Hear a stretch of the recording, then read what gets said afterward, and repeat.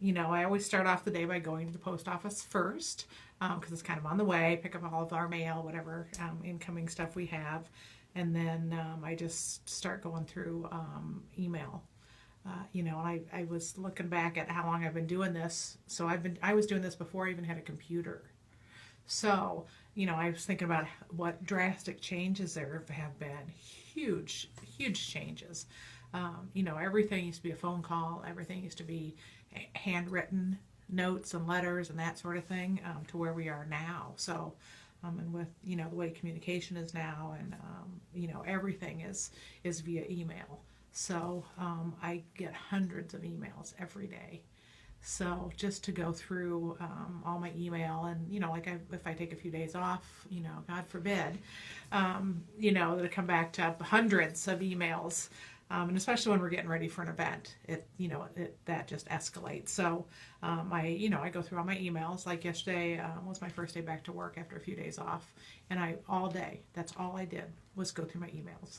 So, but we are getting ready for a big event, so that makes a big difference. So I usually, go through that, and then it depends on the time of year. Like right now, in 2.5 weeks, we're having our spring games, which are our largest event. So I have a lot of my day is focused on that, preparing for that, checking applications, making sure all the athletes have all their scores in, and all that kind of stuff. So it's always working on some sort of an event because we have events go on all the time.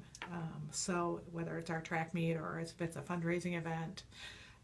There's always something going on. Like last Saturday, we had 2 events going on. We had athletes in swimming competition, and then we had a fundraising event down in Macomb. So we were, all the last couple of weeks, we've been getting ready for those. This weekend, we have a bocce event going on, so I'm making sure our coaches have everything they need for this weekend. So that, that all goes on in the day. Then I return phone calls and just anything like that.